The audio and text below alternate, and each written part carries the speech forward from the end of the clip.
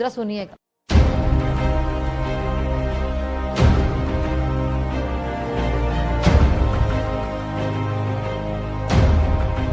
India America को इसके ऊपर साइडलाइन करेगा, या वक्त आया तो इंडिया जो है वो अमेरिका को बताएगा कि नहीं, आपकी वैल्यू नहीं है। मैंने इस ब्लॉक को, इंडिया ब्रिक्स को सीरियस लेता है, एससीओ को सीरियस नहीं लेता। ब्रिक्स की फैमिली फोटो का ये वीडियो देख लीजिए। ब्राजील में हो रहे ब्रिक्स के राष्ट्राध्यक्षों की बैठक में पीएम नरेंद्र मोदी पहुंचे तो वो यहां पर भी छाए हुए दिखे। साहब, ब्रिक्स की मीटिंग में चाइना ने उस स्टेटमेंट पर साइन कर दिए जिसमें पहलगाम में आतंकवाद का भरपूर कंडेमनेशन किया गया है, भर्त्सना की गई है। इसकी गूंज कम नहीं हुई है, सभी इस बारे में बात कर रहे हैं। अच्छा, ये सुनिए जरा नादिया। जहां पीएम नरेंद्र मोदी ठीक बीच में आपको तस्वीरों के दिखाई देंगे, यानी कि ब्रिक्स के फैमिली फोटो के दौरान पीएम नरेंद्र मोदी का स्थान अगल बगल नहीं था, बल्कि ठीक बीचों बीच वो खड़े दिखाई दे रहे हैं। कहते हैं कि वी हैव एन ओनरशिप, उधर अफ्रीका भी है, लैटिन अमेरिका भी है, रशिया भी है, वहाँ पे एक डिफरेंट किस्म का। अब वहाँ पे क्योंकि यूएई भी है, बाकी ममालिक भी हैं। मसला मुफादात का है, तरजीहात का है। नाजरीन जी कर रहे हैं, उनको बीचों बीच खड़ा किया है, देख ले। विचकार साथ चाइना का, साथ मोदी जी, और साथ पता नहीं किसी दूसरे देश का। भाई मोदी जी बिल्कुल मिड में थे बकाया, और दुनिया के लीडर साइड पे थे। तो आप अंदाजा लगा लो इस टाइम भारत की ताकत किस तरह से उभर रही है। ब्रिक्स के अंदर भारत का डंका चलता है। पाकिस्तानियों, तुम भारत से पंगा लेते हो, फिर भारत तुम्हें भाई सब उड़ा उड़ा के फेंकता है नीचे, और फिर जब तुम कहते हो दुनिया के अंदर भारत हमें कहीं घुसने नहीं देता, फिर तुम कहते हो भारत ये करता है वो करता है, तो साला पंगा क्यों हम लेते हैं। हमें इस चीज का एहसास है कि पाकिस्तान के न्यूक्लियर प्रोग्राम के ऊपर जो एक पोजीशन है वो दुनिया की तब्दील हो सकती है। So we have to be very very. Jai Hind. तो दोस्तों, ब्रिक्स सम्मेलन में मोदी जी का जलवा देख करके पाकिस्तान और चाइना की भी नींद उड़ चुकी है। जी हाँ दोस्तों, और ब्रिक्स सम्मेलन में Modi ji as a leader दिख रहे हैं। तो पहले वीडियो देखेंगे, फिर बात करेंगे इस वीडियो के बारे में। तो चलिए दोस्तों, वीडियो स्टार्ट करते हैं, मिलते हैं लास्ट में। अमेरिका को इसके ऊपर साइडलाइन करेगा, या वक्त आया तो इंडिया जो है वो अमेरिका को बताएगा कि नहीं, आपकी वैल्यू नहीं है। मैंने इस ब्लॉक को, इंडिया ब्रिक्स को सीरियस लेता है, एससीओ को सीरियस नहीं लेता। Narendra Modi doesn't miss any event of the BRICS, he does not miss it, because उसको पता है कि भाई अगर मैंने इसको मिस कर दिया तो इट मीन्स कि मैं तो सारी जो ग्लोबल साउथ की कहानी है वो खत्म हो जाएगी मेरी, जिसको मैं लेके चलना चाहता हूं। ग्लोबल साउथ की जितनी कहानी नरेंद्र मोदी लेके चलना चाहते हैं वो मिस हो जाएगी। So he doesn't want to ignore this at all. वो इसको कभी भी इग्नोर नहीं करना चाहते। सो दे डू अंडरस्टैंड कि हमें क्या करना है और क्या नहीं करना। सो वो that's why he is always there.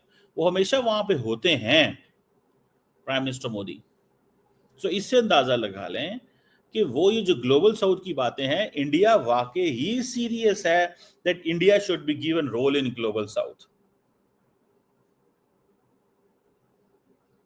India को रोल दिया जाए ग्लोबल साउथ में, और उसके सिलसिले में वो कहते हैं कि इंडिया ये समझता है we are not part of the waste.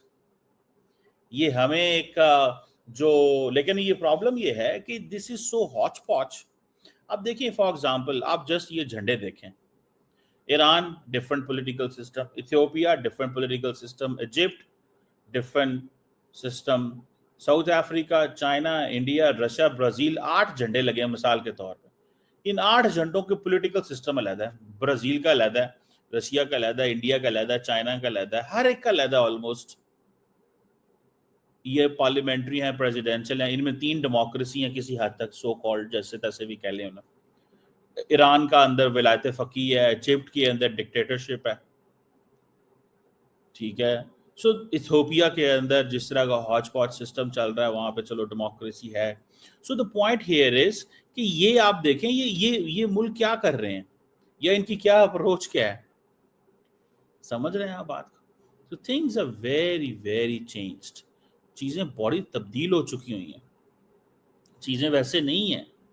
So India is waiting for the time.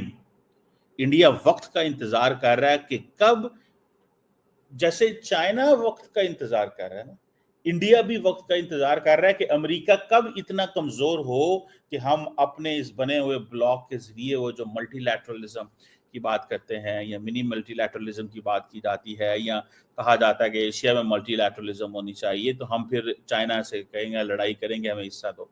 याद रखिएगा, इंडिया को हक मिलेगा अगर India militarily and financially strong होगा।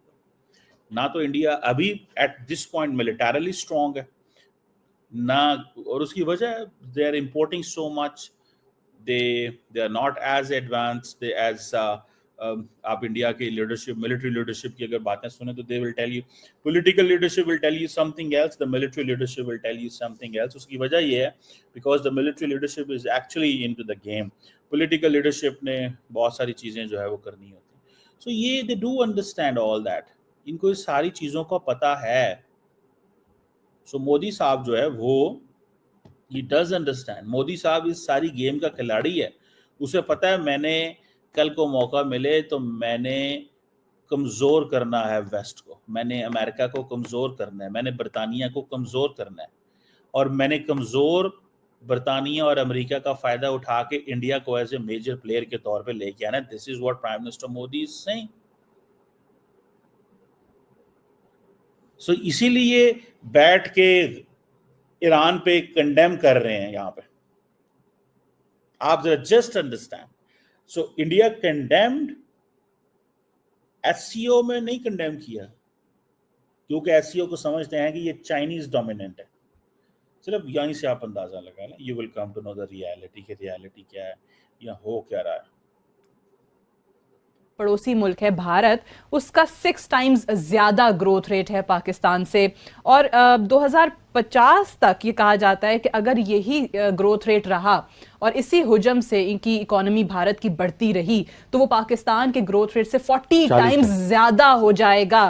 तो अभी तो हम मैनेज कर रहे हैं, लेकिन अगर 40 टाइम्स ज्यादा होता है तो ये तो national security crisis for Pakistan हो सकता है। दोस्तों, आप लोग जानते हैं ब्रिक्स सम्मेलन में मोदी जी पहुंचे हुए थे और मोदी जी का जलवा देख करके चीन पाकिस्तान की नींद उड़ चुकी है। दोस्तों, आप लोगों ने वीडियो भी देखा होगा इसमें, और क्लिप्स भी मैंने शुरुआत में लगाई है जिसमें देखा होगा कि मोदी जी सभी देशों के बीच में खड़े हुए हैं, और इसका मतलब है कि Modi ji as a leader BRICS सम्मेलन में सम्मिलित हुए हैं। और दोस्तों, यह भारत के लिए बहुत ही बड़े गर्व की बात होती है अगर भारत का लीडर सभी देशों के बीच में सबको लीड करता हुआ नजर आता है। और आप लोगों ने इससे पहले भी कई वीडियो देखी होंगी जिनमें मोदी जी ब्रिक्स सम्मेलन में जब जाते हैं तो वहां पे जो देश हैं उनके प्रधानमंत्री खड़े होकर के मोदी जी का कैसे स्वागत करते हैं। इससे दोस्तों भारत की ताकत का अंदाजा आप लगा सकते हैं। इसी कारण से चीन पाकिस्तान की भी नींद उड़ी हुई है और अमेरिका की भी। आपने वीडियो बाकी देख ही ली है।